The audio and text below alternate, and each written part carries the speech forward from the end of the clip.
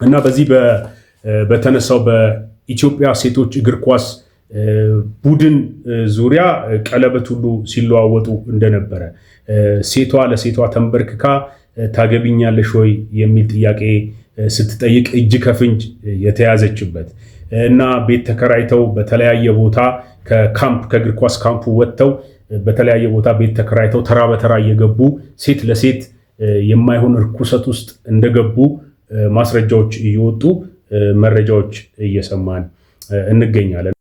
እኔ አይደለሁ ይሄው እዚህ ጋር እያንዳንዱ የሚሰጠኝ መረጃ ሪከርድ አድርጌ ነው ማሰማሽ። በኢትዮጵያ ሴቶች እግር ኳስ ከ80 በላይ የሚሆኑት በተመሳሳይ ጾታ ግንኙነት ውስጥ ይገኛሉ የሚል መረጃ አለ። እሱም ቪዲዮ አየሁ። የተመሳሳይ ጾታ ግንኙነት በሴቶች እግር ኳስ ላይ በከፍተኛ ሁኔታ ላይ ተንሰራፋው። በከፍተኛ መደባበቅ አያስፈልግም። ይሄ በሃይማኖትም በሀገራችን ሕግም የተወገዘ የተከለከለ ነገር ላይ ውጪ ቼናላችሁ የነጮችን በውጪ ዶላር እየተለቀቀላችሁ ትውልድ በክሉ ትውልድ አበላሹ እየተባላችሁ ትውልድ እየበከላችሁ ይሄው እዚህ ጋር መጥቶላችኋል። ሙሉ ማስረጃ ቁጭ ብሏል። ቀስ በቀስ ነው ማሰማው። በገንዘብ ነፍስ እየተሸጠ ከዚህ በላይ ወራዳ ሀገር አለ? ከዚህ በላይ ውርደት አለ ለቤተ ክርስቲያን? ሃይማኖተኛ ይመስላሉ እነዚህ ሰዎች። በኦርቶዶክሱም በወንጌል አማኙም ውስጥ አሉ። ሃይማኖተኛ ነው የሚመስሉት፣ ግን የሚሰሩት የሰይጣን ስራ ነው። ባገኘኋቸው ቦታ ተመጣጣኝ እርምጃ ወስድባቸው ነበር። ብቻዬን አይከሱም። የሆኑትን ሆነው ሩጠው ወደ ቤት ነው የሚሄዱ፣ ፊታቸውን ከልለው። ሽንት ቤት ተዘግቶ ሲቆይ እጠራጠራለሁ። ሴት ለሴት የማይሆን ነገር እያደረጉ ነው። እዛኛውም ሽንት ቤት ሲቆዩ እጠራጠራለሁ። ወንድ ነው እያደረጉ ነው። የሚሆኑትን እየሆኑ እየተሯሯጡ ነው የሚሄዱ። ታሪካ ሲፈቀድላቸው ታሪክ ሆቴል ይገባሉ። አንዷ ክላስ ቀድማ ትይዛለች፣ ይጠባበቃሉ። ልደታ ፔንሲዮን ላይ ይዋቸው ሲላላሱ ነው የሚውሉት። እና ያው ከኛ ባህል አንጻር ስንሰማ ጆሮን በጣም ጭው የሚያደርግ ከመሆኑ አንጻር ብዙ ሰዎች ይህ ነገር መነገር የለበትም የሚል ሐሳብ ያነሳሉ። እንግዲህ በሚዲያውም ላይ እንደተመለከትነው እነዚህ ጋዜጠኞች መከሰስ አለባቸው። እነዚህን የሴት እግር ኳስ ብሔራዊ ቡድን ተጫዋቾችን እንደዚህ ስማቸውን ማብጠልጠላቸው በፍጹም ተገቢ አይደለም የሚሉ ማህበራዊ ሚዲያ ላይ ምላሽ የሰጡ በተለይ ሴቶች በዚህ አቅጣጫ ተቃውሞ ያነሱትን ተመልክቻለሁ። ዮሐንስ 1:18 ምን ይላል መሰላችሁ? መቼም ቢሆን እግዚአብሔርን ያየው አንድስ እንኳን የለም።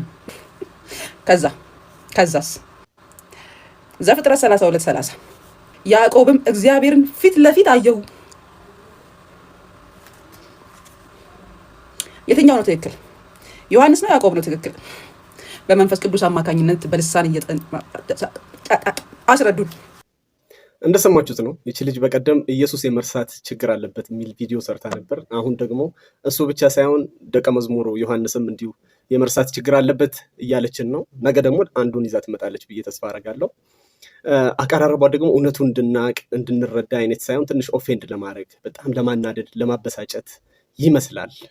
እኔ በግሌ አልተበሳጨውም፣ ደግሞ አልተናደድኩም፣ ግን አዝኜላታለሁ በጣም። ባነሳሁት ቪዲዮ ላይ ቲክቶክ ላይ የተጀመሩ ነገሮች ምንድናቸው? እንግዲህ ሰግጥ፣ ፈምስ፣ ገግም፣ ደድብ የሚሉ ቃላቶች አሉ እና አሁን የተጀመረው ነገር እንደሱ ማድረግ ነው እና በጣም በቃ ህብረተሰቡን ወይ በማበሳጨት ወይ በማናደድ አላደል ቪዲዮ እንዲታይ የማድረግ እቅድ ነው እና እቺ ልጅ ከዚህ በፊት በምትሰራቸው ቪዲዮዎች የተወሰኑትን ሰርቻለሁና በጣም የምርም አሳዝናኛለች ብዬ ስናገር ታስታውሳላችሁ። እና ይሄም ወንድም ሲመልስላት አሳዝናኛለች ነው ያለው እና እሷ እንድንናደድ ፈልጋ ነው ይሄንን ነገር የምታቀርበው። እኔ አላናደደኝም፣ ግን አሳዝናኛለች በማለት ተናግሯልና የያዘችው አያያዟ በመጽሐፍ ቅዱስ ላይ ለመሰገጥ ለመፈመስ ወይም ደግሞ ለመደደብ ከሆነ እሱ በጣም ለሷ ነው የሚያሳዝነው ፓርትና ከዚህ በፊት የነበረውን ይሄ ወንድም ሲጠቅስ ነበረ ጌታ ኢየሱስ ክርስቶስ የመርሳት ችግር አለበት የሚል ሐሳብ አቅርባ ነበር። ይሄ ማንን እንደሚያናድድ በጣም ግልጽ ነውና መጽሐፍ ቅዱስን የሚያውቁ በእግዚአብሔር ክብር የማይደራደሩ ጌታ ኢየሱስ ክርስቶስን እንደ ግል አዳኛቸው አድርገው የተቀበሉ ሰዎች ይሄ እንደሚያናድዳቸው ግልጽ ነውና የሷም ዕቅድ የሷም ዓላማ ይሄ እንደሆነ በጣም ግልጽ ነው። በሰው የተመሰረተው ፕሮቴስታንት ኦርቶዶክስ በደም የቱ ጋር ነው ሲመስለኝ በዚች አለት ላይ ቤተክርስቲያኔን ተክላለሁ የጋነብ ደጆችም አይቋቋማትም ነው የሚለው ለማለት ነው ለጴጥሮስ። እሺ ስለዚህ በዚች አለት ላይ ሲል አለቱ ማነው? ጴጥሮስ ነው አለ ጌታ ኢየሱስ ክርስቶስ። አንተ ጴጥሮስ ነህ፣ ቤተክርስቲያኔን በዚች አለት ላይ እመሰርታለሁ የገሃነም ደጆችም አይቋቋሟትም በማለት ተናግሯል። እና ይሄ አለት ጴጥሮስ ነው በሚል ነው ወንድማችን ሲናገር እየሰማ ነው። እና በጣም የተሳሳተ ሐሳብ ነው። መጽሐፉ እንደሱ አይደለም የሚለው። እና ጴጥሮስ ላይ ከሆነ የተመሰረተችው ቤተክርስቲያን እንግዳው ሰውን ጴጥሮስ በህይወት የለም። ደግሞ ጥሩ ነው። ሰውም ለሚያነሳቸው ጥያቄዎች ተገኝቶ መልስ የሚሰጥበት አጋጣሚ ማግኘትም ቀላል ነገር አይደለም። ወይ ጉዳዩን የበለጠ ያጦዘዋል ወይ ያለሰልሰዋል። አብረን ምን ይሆናል ይባላል። እውነት ነው። አንቺ እንደዚያው ሚዲያ ላይ መነጋገሪያ በምትሆንበት ሰዓት እንዴት ነው የምትቋቋመው? በመተው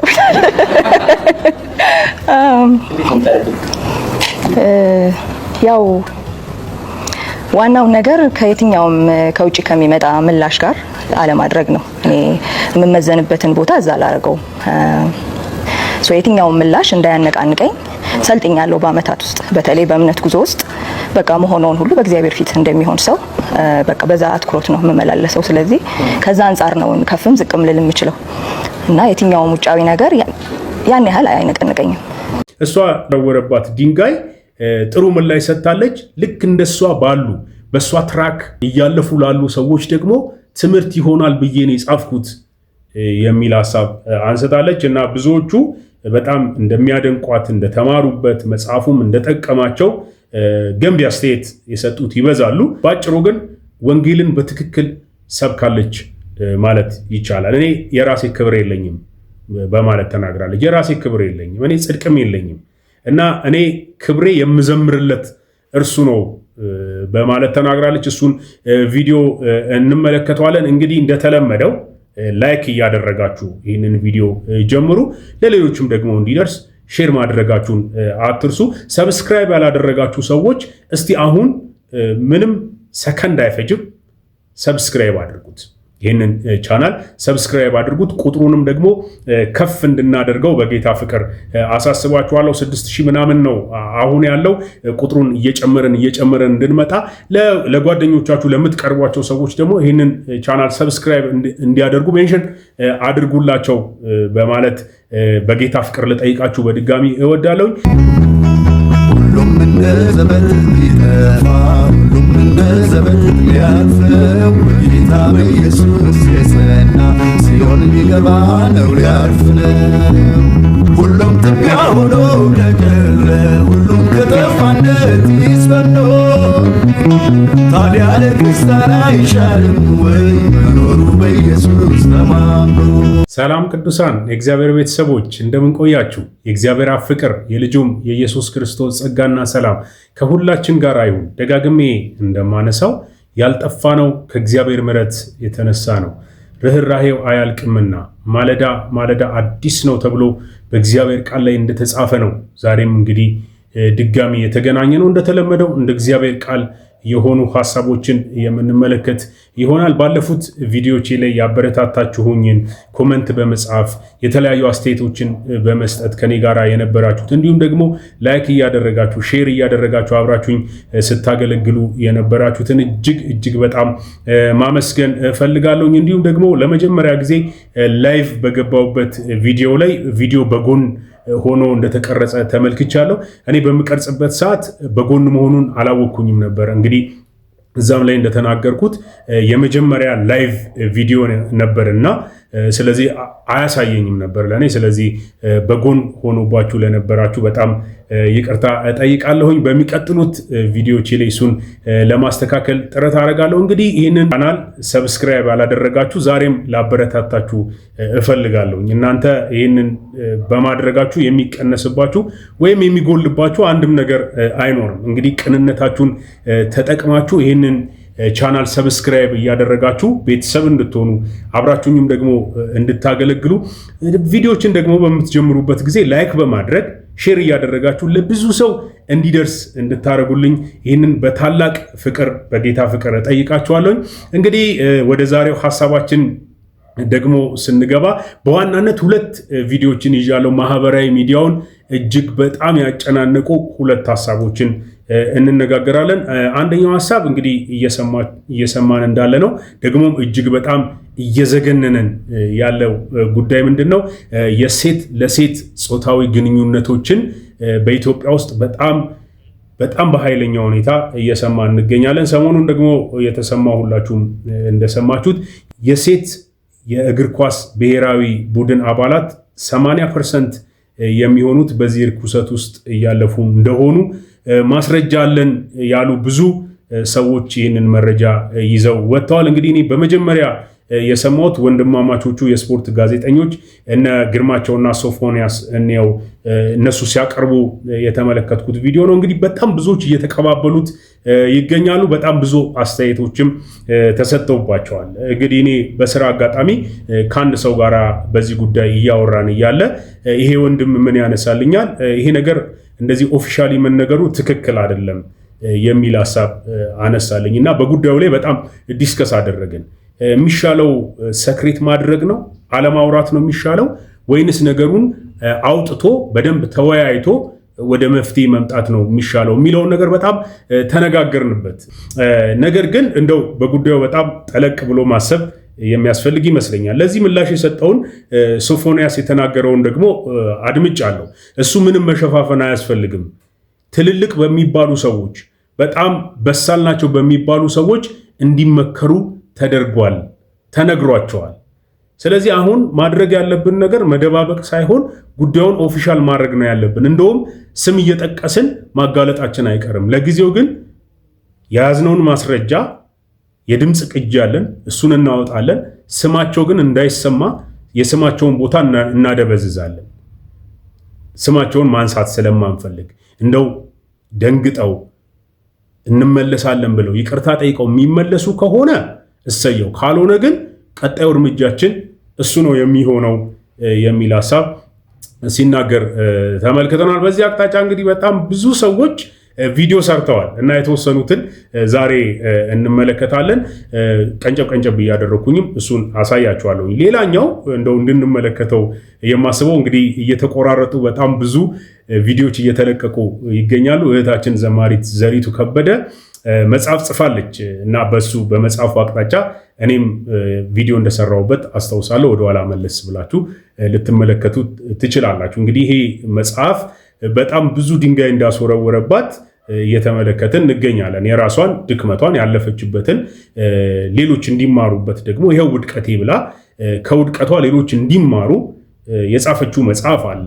ርዕሱን በጣም ወድጄዋለሁ። ባለፈውም ስናገር ነበረ እና ከልጅነት እስከ ልጁነት የሚል መጽሐፍ ነው የጻፈችው እና እንግዲህ ይህንን መጽሐፏን አስመልክቶ ለአድናቂዎቿም ለጠያቂዎቿም ምላሽ እንድትሰጥ በእንዳለጌታ መልቲሚዲያ ላይ ቀርባ ነበር። እንግዲህ እንዳለጌታ መልቲሚዲያ በጣም ብዙዎቻችሁ እንደምታውቁት በጣም በሳል የሆኑ ሰዎችን ለሀገር የሚጠቅሙ ሀሳቦችን የሚያነሳ ትልልቅ ሰዎችን የሚጋብዝ እና ደግሞ በዛ ላይም ደግሞ የሚጠይቁ ሌሎች የኢትዮጵያ ህብረተሰብ አባላትን ያሳትፋል። ኦፕን ነው፣ ነፃ ነው። ልክ እንደ ስሙ መልቲሚዲያ ነው። በዛ ላይ ብዙ ሰዎች የተሰማቸውን ይጠይቃሉ። በተለይ መጽሐፍ የጻፉ ሰዎች በዚህ ሚዲያ ላይ እንደሚቀርቡ እናንተ ያው ታውቃላችሁ። እና እንግዲህ እሷ በዚህ ላይ ምላሽ ሰጥታለች። በጣም ብዙ ሀሳቦች ተነስተዋል። ከተነሱ ሀሳቦች መካከል እኔ በጣም የወደድኳቸውን ቀንጨብ ተደርገው ከተለቀቁት መካከል እንደው እንድንማርበት ያላያችሁትም ከሆነ ደግሞ ደግመን ይህንን በማየት ለእኛ የሚሆነውን ትምህርት የሚሆነን ነገር እንድንመለከት እፈልጋለሁ። እነዚህን ሁለቱን ቪዲዮ ከማንሳታችን በፊት ግን አጠር ያሉ እንደው እንድንመለከታቸው የምፈልጋቸውን ሁለት ቪዲዮዎች ልጋብዛችሁና ወደ ዋናው መልእክታችን እንገባለን። ዮሐንስ 1:18 ምን ይላል መሰላችሁ? መቼም ቢሆን እግዚአብሔርን ያየው አንድስ እንኳን የለም። መቼም ቢሆን ባይብል ነው የሚለው። መቼም ቢሆን አንድስ እንኳን እግዚአብሔርን ያየ የለም። ከዛስ ለአነሳችሁ ጥያቄ መልስ ይሄ ወንድም ሰጥቷታል። ግን እሷ መልስ አይደለም የምትፈልገው እና ለማበሳጨት ነው። ግን በጣም ነው የምታሳዝነኝ። እሷ እየሄደችበት ያለው አካሄድ በራሱ ያሳዝናል። እና መጽሐፍ ቅዱስ በፍጹም እርስ በርሱ አይጋጭም። እንደው መጽሐፍ ቅዱስ እርስ በርሱ የሚፈታ አንዱን ሐሳብ ካልገባችሁና ካልተረዳችሁት በሌሎች በመጽሐፍ ቅዱስ ክፍሎች ውስጥ ፍቹን ታገኙታላችሁ እንጂ ራሱን በራሱ የሚያጋጭ አይደለም መጽሐፍ ቅዱሳችን። ስለዚህ በዚህ መንፈስ መጽሐፍ ቅዱስን ማየት አለብን የሚል ሀሳብ አለ። ሌላኛውና በጣም ያስገረመኝ ቪዲዮ ደግሞ በሰው የተመሰረተው ፕሮቴስታንት ኦርቶዶክስ በደም የቱ ጋር ነው ሲመስለኝ በዚች አለት ላይ ቤተክርስቲያኔን ተከላለሁ የገሃነም ደጆችም አይቋቋማትም ነው የሚለው ስለዚህ ለጴጥሮስ። ስለዚህ በዚች አለት ላይ ሲል አለቱ ማነው? ጴጥሮስ ነው አለ። ይበቃናል። በዋናነት እነዚህ ሰዎች የሚከራከሩበት ሀሳብ ምንድነው? ዋናና ይሄ በሐዋርያት የተመሰረተችው የመጀመሪያዋ ቤተክርስቲያን ኦርቶዶክስ ናት፣ ኦርቶዶክስ አይደለችም የሚል ክርክር ነው። እንግዲህ ልጁ ይዞት የመጣው ሀሳብ ኦርቶዶክስ በሐዋርያት የተመሰረተችው የመጀመሪያዋ ቤተክርስቲያን ናት የሚለውን ለማብራራት ነው ያነሳው። የተጠቀመውን ጥቅስ ነው ግን እኔ እንድናየው የምፈልገው። ምስረታችንን በተመለከተ ፕሮቴስታንት በሰው የተመሰረተችው እንደዛና እንደዚህ የሚል ሀሳብ አለ። ከዚህ በፊት ዶክተር ማሙሻ ፈንታ ያነሳውን ሀሳብ ነው ደግሜ ማንሳት የምፈልገው። ሉተር አይደለም የኛ መስራች ጌታችን ኢየሱስ ክርስቶስ ነው ብሎ ባለፈው ያነሳውትን ጥቅስ ነው ያነሳው። እሱም በዕብራውያን ምዕራፍ 12 የእምነታችን ጀማሪውንና ፈጻሚውን ኢየሱስ ክርስቶስን ተመልክተን በማለት ይናገራልና የእምነታችን ጀማሪው ፈጻሚውን ጌታችን ኢየሱስ ክርስቶስ እንደሚባለው ምስረታ ላይ የሆነ መነሻ ላይ የሆነ ሰው የሆነ ነገር ይዞ ተነስቶ በዛ አይነት መንገድ ሙቭመንቱ በጣም ተቀጣጥሎ አሁን ያለንበት ደርሶ ሊሆን ይችላል። ግን የእምነታችን ጀማሪውም ፈጻሚውም ጌታችን ኢየሱስ ክርስቶስ ነው። ወደዚህኛው ሐሳብ ግን ስመለስ የተነሳ ጥቅስ አለ እና ጌታ ኢየሱስ ክርስቶስ አንተ ጴጥሮስ ነህ፣ ቤተክርስቲያኔን በዚህች ዓለት ላይ እመሰርታለሁ፣ የገሃነም ደጆችም አይቋቋሟትም በማለት ተናግሯል እና ይሄ አለት ጴጥሮስ ነው በሚል ነው ወንድማችን ሲናገር እየሰማ ነውና በጣም የተሳሳተ ሐሳብ ነው። መጽሐፉ እንደሱ አይደለም የሚለው እና ጴጥሮስ ላይ ከሆነ የተመሰረተችው ቤተክርስቲያን እንግዳው ሰውን ጴጥሮስ በህይወት የለም እና ምንድነው እያለ ያለው ጌታ ኢየሱስ ክርስቶስ የሚለውን በደንብ ቃሉን ከፍተን ማየት ይኖርብናል እና መተን ሚዲያ ላይ ከማውራታችን በፊት ኦርቶዶክስ የተመሰረተችው በደም ነው አለ እና በደም ከሆነ ማስረጃ አምጣ ሲለው ነው ይህን ጥቅስ ያነሳውና ግን ጥቅሱ እሱ በተናገረበት አቅጣጫ አይደለም የሚለውና ጴጥሮስም አለቱ አይደለም አለቱ እና ጴጥሮስ ላይም ቤተክርስቲያን አልተመሰረተች መጽሐፍ ቅዱሳችን እንደሱ አይነግረንም። እስቲ ክፍሉን አውጥተን እንመልከተው።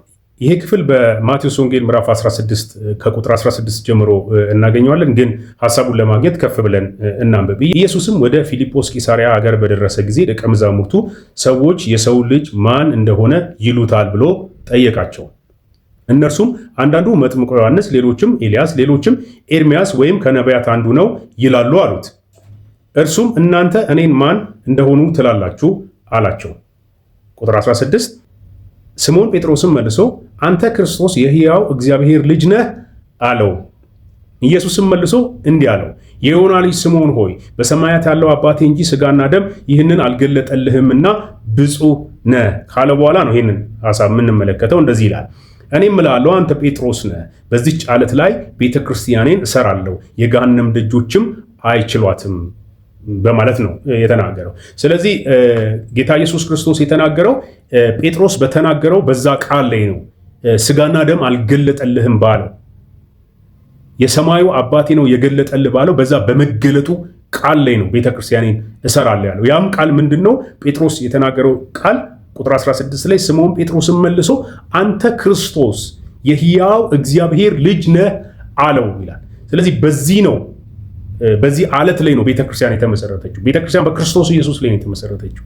ክርስቶስ በሚለው ላይ ቤተክርስቲያንን ሊሰራ በመጣው በክርስቶስ ላይ ነው ቤተክርስቲያን የተመሰረተችው እንጂ በሰው ላይ በግለሰብ ላይ ልትመሰረት በፍጹም አትችልም። እና ይሄ በተናገረው በመገለጡ ላይ በዛ ቃል ላይ ነው ቤተክርስቲያንን እሰራለሁ ያለ እና ዓለቱ ክርስቶስ ኢየሱስ እንደሆነ በብዙ ቦታ ላይ በመጽሐፍ ቅዱሳችን ማስረጃ ማግኘት እንችላለን። እንደውም ሐዋርያው ጳውሎስ ሙሴ የመታው ያ ዓለቱ ውሃ የጠጡበት ያንን ዓለት ክርስቶስ ኢየሱስ ብሎ እንደገለጠው እሱን እናውቃለን። እና ዓለቱ ክርስቶስ ኢየሱስ እና በጴጥሮስ ላይ ቤተክርስቲያንን ሊመሰርት አይችልም። በተናገረው ንግግር ላይ በክርስቶስ ኢየሱስ አንተ ክርስቶስ ኢየሱስ ነህ ባለው በዛ መገለጥ ላይ ነው ቤተክርስቲያኔን እመሰረታለሁ ያለውና ይህንን በጣም ልብ ብለን ልንመለከት ያስፈልጋል። እንግዲህ ዛሬ ወደ ያዝናቸው ቪዲዮዎች ደግሞ ስንሄድ እስቲ እህታችን ዘሪቱ የተጠየቀቻቸውን ጥያቄዎች እንመልከት።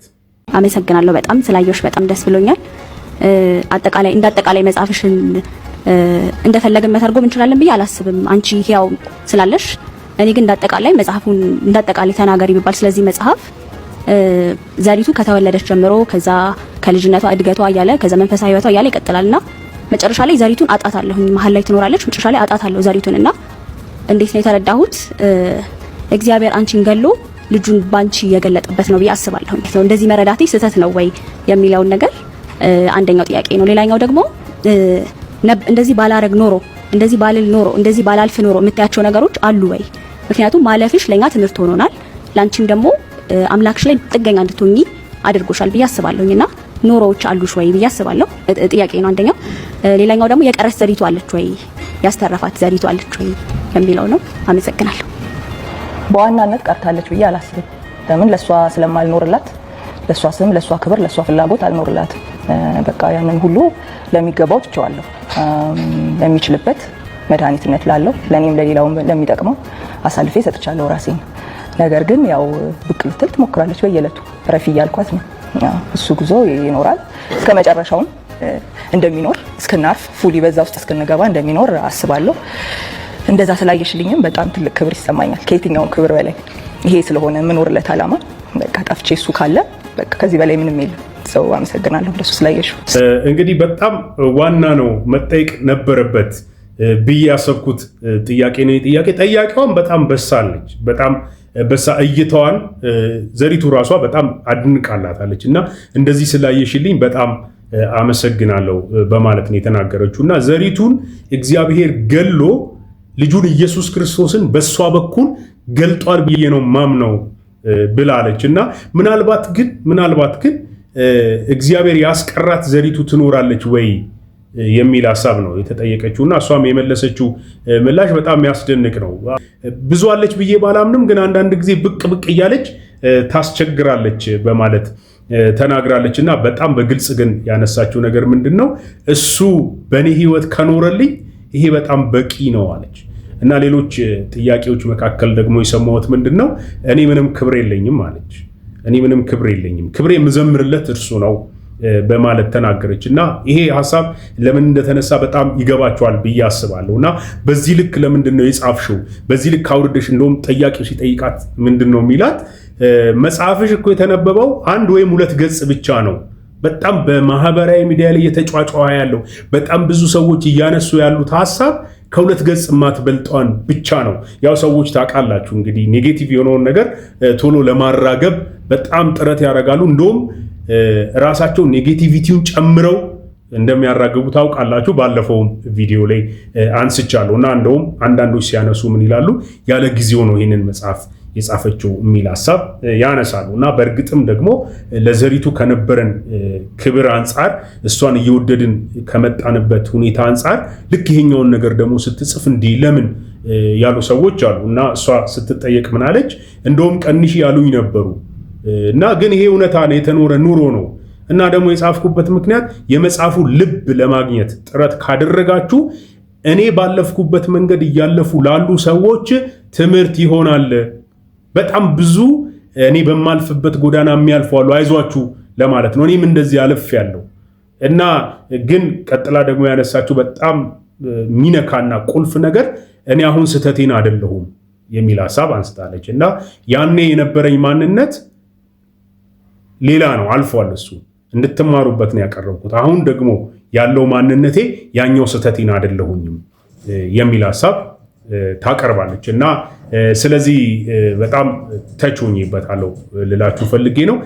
እንደው በመጨረሻ ስለታችን ከዚህ በፊት ኢንተርቪው የተደረገችባቸውን ቆየት ያለ በሴፍ ፋንታውን የቀረበውን ልጋብዛችሁና ሁለተኛው ልናየው የሚገባውን በጣም አንገብጋቢውን ሐሳብ ደግሞ እንመለከታለን። በጣም ለየት ያለ ከህሊናሽ የማይጠፋ ስጦታ ከማን ያገኘሽው? ምንድን ነው ከህሊና የማይጠፋ ስጦታ? ከእግዚአብሔር። እግዚአብሔር አንድ ልጁን ውዱን ልጁን ኢየሱስን ለኔ እንዲሞት ሳይገባኝ የሰጠኝ እሱ። ስለዚህ ላንቺ የተለየ ስጦታ የምትይው ኢየሱስ ክርስቶስ ነው። ዋው በጣም አስደናቂ አቀራረብ፣ በጣም ግልጽ አድርጋ ነው የተናገረችው። ለእኔ ከአእምሮ የማይጠፋ ስጦታ ውድ ልጁን ኢየሱስ ክርስቶስን እግዚአብሔር ለእኔ ሳይገባኝ የሰጠኝ ይሄ ነው ውዱና ድንቁ ስጦታ ብላ ጌታ ኢየሱስ ክርስቶስን በዓለም ሚዲያ በአደባባይ ይህንን ስትመሰክር ሰምተናት።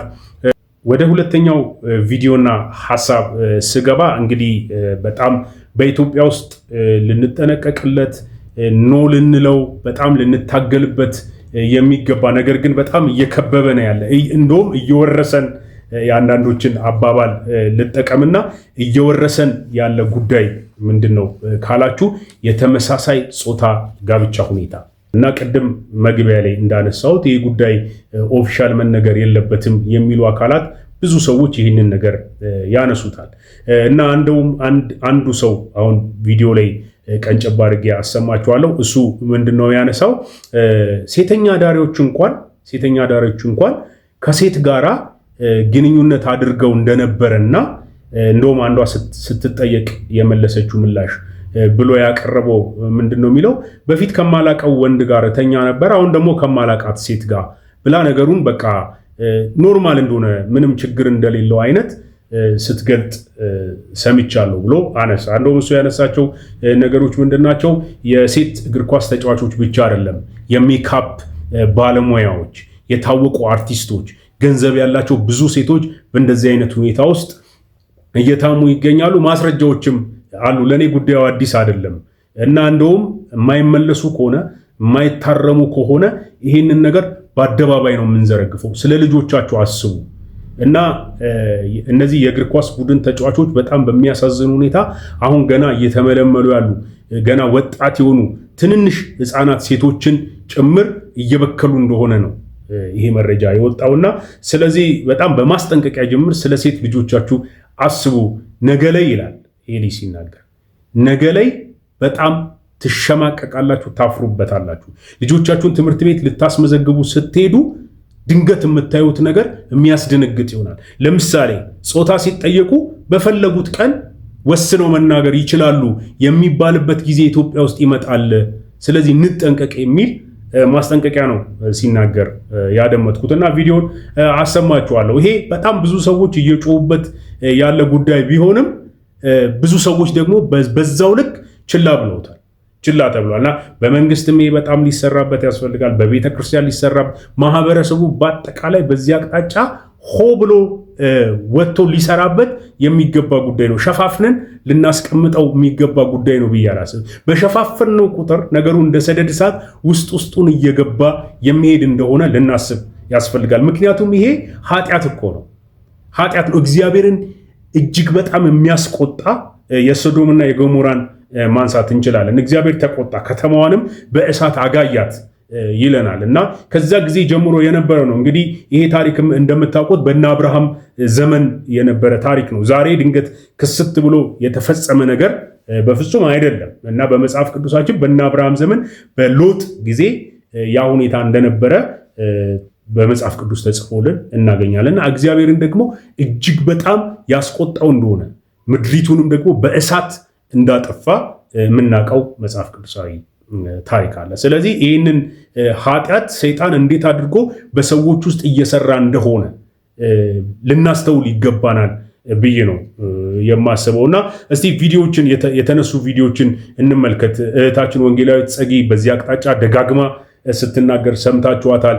እንዲሁም ደግሞ እነዚህ ቅድም ያልኳቸው ሁለት ወንድማማቾች ሶፎንያስና ግርማቸው እንየው በጣም ቦልድሊ እየተናገሩ ያሉበት ጉዳይ ነው። ሌሎችም የሚዲያ ሽፋን ያላቸው ታዋቂ የሆኑ በዚህ አቅጣጫ እየጮሁ ያሉበት ሁኔታ አለ። ሆኑ ሚዲያዎች፣ ስፖርት ጋዜጠኞች እየዘገቡት ነው። ፈርተውት ነው እንጂ በኢትዮጵያ ቴሌቪዥን ቢነገር ባነሰው። እኔ እናንተ ትግል የጀመርኩት የአዲስ አበባ የክለብ ጋርዶች በብዛት ያውቃሉ። 2005 የክለብ ስራ ባውንሰርነት ስቀላቀል ባገኘኋቸው ቦታ ተመጣጣኝ እርምጃ ወስድባቸው ነበር። ብቻዬን አይከሱም። የሆኑትን ሆነው ሩጠው ወደ ቤት ነው የሚሄዱ፣ ፊታቸውን ከልለው። ሽንት ቤት ተዘግቶ ሲቆይ እጠራጠራለሁ። ሴት ለሴት የማይሆን ነገር እያደረጉ ነው። እዛኛውም ሽንት ቤት ሲቆዩ እጠራጠራለሁ። ወንድ ነው እያደረጉ ነው። የሚሆኑትን እየሆኑ እየተሯሯጡ ነው የሚሄዱ። ያስኳቸውን ይዤ በጀርባው ወስጄ ሚስጥር አስወጣቸው ነበር። በቴሌግራም ግሩፕ አለን፣ በዋትስአፕ ግሩፕ አለን፣ በኢንስታግራም ግሩፕ አለን፣ ምልክት አለን። ክለብ ስንወጣ እጃችን ላይ የምታብረቀርቅ ነገር እዚህ በፊት ተናግሬዋለሁ። ዲም ላይ የምትመስል ነገር እናደርጋለን ወይ በቲሸርት። ወንዶችስ ስላቸው ሴቶችን ነው የምጠይቃቸው። ወንዶችስ ያለ ካልስ ጫማ ያደርጋሉ። እግራቸውን ቁርጭምጭሚታቸውን የሚያሳይ የሚያማምሩ ቆዳ ጫማዎች ያደርጋሉ። ያ ምልክታችን ነው። እምንወጣ አዲስ ግሩፕ አባል አጠጥተን ጋብዘን ይዘን ለመሄድ ነው። ዛሬ ጊዜ በሚዲያ ወጣው ስፖርት ጋዜጠኞች እያወገዙት ያለው ነገር ሌት ሆኗል። በዚህ ውስጥ እነማን እንዳሉበት ብነግራችሁ ትደነግጣላችሁ። አርቲስቶች፣ የሜካፒስት ባለሙያዎች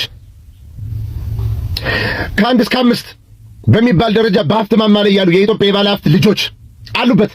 በአይን ያየሁትን ነው የምነግራችሁ። በአይን ያየሁትን እኔ በዚህ አይደለም በዚህ ገዘገዛለሁ። ለባህልና ለእምነቴ ይሄንን ያውቃሉ። አንዷን ይዤ በጣም ስርዓት ብዬ በጣም ሃይ ሌቭል ድሮም ዘንድሮም ሃይ ሌቭል አባቷ ያለ አስፈላጊ ከሆነ የማይመለሱ ከሆነ ተከታትለናቸው አሁንም ትውልዱን ልጆቻችን ሊያጠፉ የማያቆሙ ከሆነ በፎቶግራፍና በስም እንለጥፋቸዋለን። የሚመጣ ነገር የለም። በአይናችን ስላየናቸው በዚህ ምግባር የገባችሁ የተሳተፋችሁ ትውልዱን እየገደላችሁ ያላችሁ ክለብ እየወጣችሁ ራሷን ማስተዳደር ልጇን ማስተማር እናቷን ለሕክምና መድኃኒት መግዣ ፈልጋ በቢዝነስ ስራ የተሰማራች ሴት ወንድ ልጅ ባለው ወቅታዊ ሁኔታ ሴቶችን ገዝቶ ይዞ ማደር ምናምን ስለማይችል ኢኮኖሚው ስለተመታ ኢንዳይሬክትም ሆነ ዳይሬክት ትዳሩን እየታመነ ነው። አልጋ መያዣ ብር መክፈያ ከግብር ከምን ጎሎ ስላጣ ወንዱ ወደ ቤቱ እየገባ ነው። እነዚህ በመንገድ ላይ የሚስተዳደሩ ሴቶች ወንዶች ሊገዟቸው ስላልቻለ ይዘዋቸው ወደዛ ሊሄዱ ስላልቻለ በተመሳሳይ ጾታ ገንዘብ ባላቸው ሴቶች ኢንቨስት ፈንድ በሚደረግላቸው ሴቶች ተወስደው አታክ እየተደረጉ ነው። እነዛ በቢዝነስ ስራ የተሰማሩ ሰዎች አንዳንዶች ለህሊና ብለው እምቢ ይላሉ። ቀላል የማይባሉ ሰዎች በስራ አጋጣሚ ሲያገኙ ያወሩኛል። ሴቶች በቢዝነስ የተሰማሩት ያወሩኛል። በቃ ሲጠቀሙ ትራንስፖርት ብዙ ነገር ነው የሚያወራችሁ። አማራጭ አጥተው ከዛም ጋር ከማላቀው ወንድ ጋር ምተኛ እዚህ ማላቃ ሴት ይዛ የተኘች ጎበዝ ባዳሪ ትምህርት ቤት በዩኒቨርሲቲ በኳስ ቲም በቴሌግራም ቻናል የሆነ ህግ ወጥቶ ሃይ ካልተባሉ ሁሌም እንደምነግራችሁ ወዮ ለሴትና ለወንድ ልጆቻችሁ። ነገ ከ2 ከ3 ዓመት ከ4 ከ5 ዓመት በኋላ ስፒዱ በዚሁ ከቀጠልና ካልገታ ነው የሆነ ንቅናቄ አድርገን ፈጥረን ካላስቆምናቸው እግዚአብሔር ምስክሬ ነው የአደባባይ ባህል ይሆናል። ልክ እንደ ጥምቀት፣ ልክ እንደ ኢድ አልፈጥር፣ ልክ እንደ አራፋ፣ ልክ እንደ መስቀል አደባባይ ላይ ወጣ ያከብሩታል። እኔ ልኖርም ላልኖርም እችላለሁ። ይችን ቃል እንዳትረሷት። ሴት ልጅ የሆነ ቀን ትምህርት ቤት ልታስመዘግባ ስትሄድ ጾታ በፍቃዷ ነው የሚባልበት ጊዜ እየመጣ ነው። ወንዱን ይዘው ስትሄድ ሜል ነህ ፊሜል ሲባል ራሱ ይሙላ ነው የሚባል። ያኔ አንገትህን ደፍተህ ቁማር እንደተበላ ባላገር ከምታለቅስ ይሄኔ ታገል። በሜካፕ ስራላችሁ፣ በፊልሙ ትወናላችሁ፣ በጣም የባለ ሀብት ልጆች አላችሁ። ዘመናዊነት ተብሎ ባዳር ትምህርት ቤት ፕሮቲን እየበላችሁ ሞርቶዴላ ቺዝ እየበላችሁ ቺክን እየበላችሁ ሆርሞናችሁ ኦቨር ሲያመነጭ ሴቶች በጋራ ሆናችሁ በገስት ሃውስ ቤት ተከራይታችሁ እድሜያችሁ ከ15 እስከ 20 የምትሆኑ ሴቶች በየገርጁ ለቡ ሳር ቤት እየተከታተልናችሁ ነው። ቃል ለሰማይ ቃል ለምድር። እናንተ በጣም ረቀቅን ብትሉ ዱርዬነትን ከእናንተ በፊት ነውና የጀመርነው። በምትገቡበት ቤት ባላወቃችሁ ሰው በቀጠራችሁትና በምታምኑት መስቀል ፍላወር ሽሻ ቤት እየከፈታችሁ ወንዶች ብቻ የሚጣበሱበት ወንድ ከወንድ እንመጣባችኋለን። ለምን ካላችሁ እኔ ገብረ ኢየሱስ ነኝ። የተፈጠርኩበት ዓላማ እንደዚህ አይነቱን ነገር ድራሹን አጥፍቶ መጥፋት ነው። ኮፒ ሊንክ ሸር አድርጉ። ኮሜንት ላይ ምን ብላችሁ ትጽፋላችሁ? ልጆች ያላችሁ ነገ መውለድ የምትፈልጉ ይህን ዓላማ ፍጹም ከእምነቴ ጋር እስላም፣ ክርስቲያን፣ ፕሮቴስታንት ሆናችሁ የምታወግዙ ሰዎች እሺ ያኔ ማለት ነው ሔዋን በቃ ከባቡ ጋር እንደዚህ አውርተው አዳምን ፈዞ ነበር፣ እሷም ነቃላለችም ነበር፣ አፕሉን በላች። ይሄው ወደዚህ አይነት ውጥንቅጥ ወደ ወጣ ምድር ግራ ወደ ተጋባ ምድር መጣል። እሺ አሁን ደግሞ ምንድነው ታዲያ እንደዚህ እየባሰ ያለው እንዴ? ነው ወይስ አሁንም የምትበሉት ፍሬ አለ ወይስ ከባቡ ጋር ትገናኛላችሁ እንዴ? ከባቡ ጋር እየባሰ ሄደ እኮ። በጣም ብዙ ሰዎች ከዚህም እኔ ካቀረብኳቸውም ውጭ ያሉ በጣም ብዙ ሰዎች በተለያዩ ሚዲያዎች ላይ ያነሳሉ እነዚህን ሀሳቦች እና ዛሬ ላይ ኮስተር ብለን ቆፍጠን ብለን ደግሞም እንደ እግዚአብሔር ቃል በተለይ እንደ ክርስቲያን ነገሩን በደንብ ልንጸልይበትም ደግሞ ያለውን ነገርም ደግሞ ፊት ለፊት በመነጋገር ልጆቻችን ልናስመልጥ የሚገባ መሆኑን ብዙ ሰዎች አንስተው ይህንን ነው እኔም ደግሜ ማንሳት የምፈልገው። በመጽሐፍ ቅዱሳችን ጌታችን ኢየሱስ ክርስቶስ ወደዛች በጉድጓዱ አጠገብ ወዳለችው ሴት ውሃ ልትቀዳ ወደ መጣችው ሴት ሲመጣ ባል የለኝም አለችው እና እውነት ተናገርሽ፣ አሁን አብሮሽ ያለው ባልሽ አይደለም፣ ምክንያቱም 5 ካንቺ ጋር ነበሩ፣ ይሄ አሁን ያለው 6ኛውም ባልሽ አይደለም እና እውነት ተናገርሽ ባላት ጊዜ ታውቃላችሁ ነብይ እንደሆን ካያለው ምናምን ካለችው በኋላ እንስራዋን አስቀምጣ ስትሄድ የተናገረችው ነገር ምንድነው? ጉዴን የነገረኝን ኑ ላሳያችሁ ነው ያለችው እና ይሄ ጉድ ነው እና ጉዴ ነው ብላ እሷ የገለጸችው እና ቅድም ሲነሳ እንደነበረው በቃ በፊት ከወንድ ጋር ተኛ ነበር፣ አሁን ደግሞ ከሴት ጋር ብለን ነገሩን ቀለል የምናደርገው ነገር ይሄ እኮ ጉድ ነው እና ጉዴን የነገረኝን ኑና ተመልከቱት አለች ይላል። እና እንዲሁም ደግሞ ጌታ ኢየሱስ ክርስቶስ ሊፈትኑት ፈልገው ነው። በእርግጥ ያችን አመንዝራ ሴት ሲያመጡለት ምንድነው የተናገረው ነገር? ያው እንደምታውቁት ከናንተ መካከል ኃጢአት የሌለበት የመጀመሪያውን ድንጋይ ያንሳ ይውገራት ብሎ ነበር የተናገራቸውና ሁሉም ሹልክ ብለው እንደሄዱ እናውቃለን። እና ምናልባት አንዳንዶች ይህንን ጥቅስ ያነሱና እንደው በቃ ድንጋይ ለማንሳት ነው፣ ስም ለማጠልሸት ነው፣ እንደዛና እንደዚህ የሚል ሐሳብ ሊያነሱ ይችላሉ። ነገር ግን በጣም ላተኩርበት የምፈልገው ነገር ጌታችን ኢየሱስ ክርስቶስ እቺን ሴት ያላትን እንድናስብ ነው። ከሳሾችሽ ወዴት አሉ ብሎ ሲላት አንድስ እንኳን የለም ማለች። ሁሉም ሄደዋል። ጌታ ኢየሱስ እንደሚሄዱም ጭምር ያውቃል እና ሊፈትኑ ሲመጡ በማንነታቸውን የፈተናቸው እሱ። ከዛ በኋላ ለሷ የመለሰላትን መልስ እንድናሰምርበት እፈልጋለሁ። እኔም አልፈርድብሽም፣ ነገር ግን ምን አታድርጊ? ደግመሽ ኃጢአትን አታድርጊ።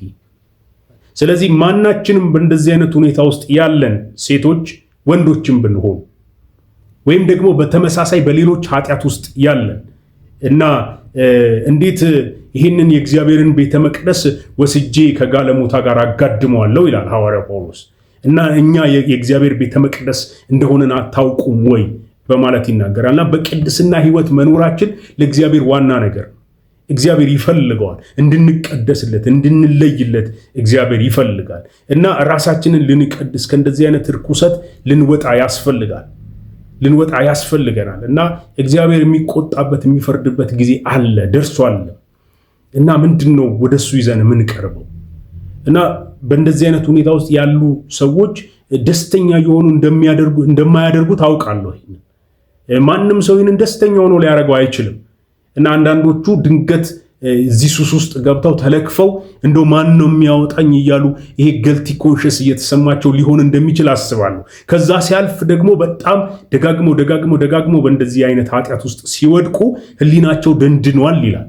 ወይም ደግሞ በሮሜ ላይ እንደተጠቀሰው እግዚአብሔርን ሊያውቁ ባልወደዱ መጠን ለማይረባ አእምሮ አሳልፎ ሰጣቸው፣ ለራሳቸው ምኞትና ርኩሰት አሳልፎ ሰጣቸው ይለናል። እና ወንዶች የሚገባውን ትተው ከማይገባው ከወንዶች ጋር በፍትወታቸው ተቃጠሉ በማለት ይናገራል። ሮሜ ምዕራፍ 1 ላይ ስንመለከት ሴቶችም የሚገባውን ትተው በማይገባው ብሎ ይናገራል። እና ይሄ ታልፎ መሰጠት እጅግ በጣም የሚያስደነግጥ የሚያስፈራም ነገር ነውና ሙሉ ለሙሉ ከእግዚአብሔር መቆረጥ ከእግዚአብሔር መለየት ነውና እንግዲህ በሰይጣን ስር ሆነን የሱ ፈረስ ሆነን እየጋለበን እንደምንኖር እሱን ልናስብና ልንነቃ ልናስተውልም ያስፈልገናል።